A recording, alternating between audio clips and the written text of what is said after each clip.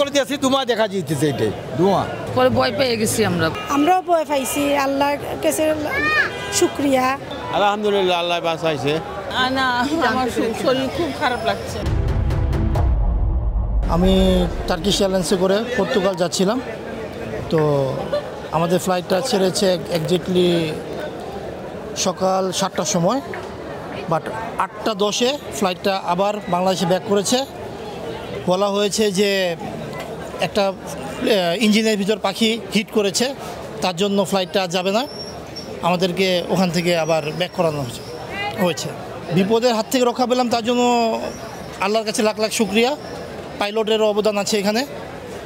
আর এখন তো দুর্ভোগ পোহাচ্ছি আমরা, কখন নেক্সট ফ্লাইট দিবে সেটা তো আমরা এখন পর্যন্ত কনফার্ম হয়নি। এটা আসলে অ্যাকচুয়ালি ফ্লাইটের যে কেবিন ক্রুরা তারা অ্যানাউন্স করেছে।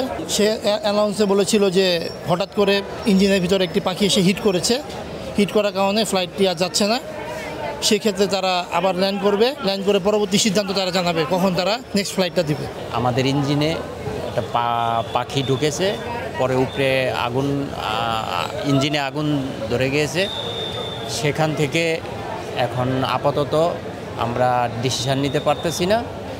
আপনারা হোটেলে যাবেন, পরবর্তীতে আমরা রিশিডিউল আপনাদেরকে জানিয়ে দেব। আমি ছিলাম আরো কত লোক, আমি একা করে দিয়েছি ধোঁয়া দেখা যেতেছে, এটাই ধোঁয়া। হ্যাঁ, এরপরে রিটার্নে গেছে, আমরা কিছু বলে নাই, কিন্তু আমরা তো আপনি করতে পারছি ধোঁয়া হইতেছে।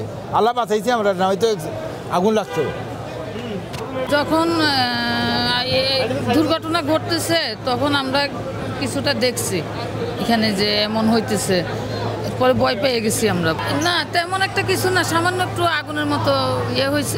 যেহেতু বলছে যে একটা পাখি ইঞ্জিনের ভিতরে ঢুকে গেছে, ঢুকার পরে আগুন ধরছে, এই জন্য আর কি আবার ব্যাক করবে ঢাকায়। তো আমার বাচ্চা চিন্তা কান্নাকাটি করতেছে, ডরাই, মানে তারা ভয় পাইছে, আমরাও ভয় পাইছি। আল্লাহর কাছে শুকরিয়া, আল্লাহ যে আমরা বাঁচাইছুন।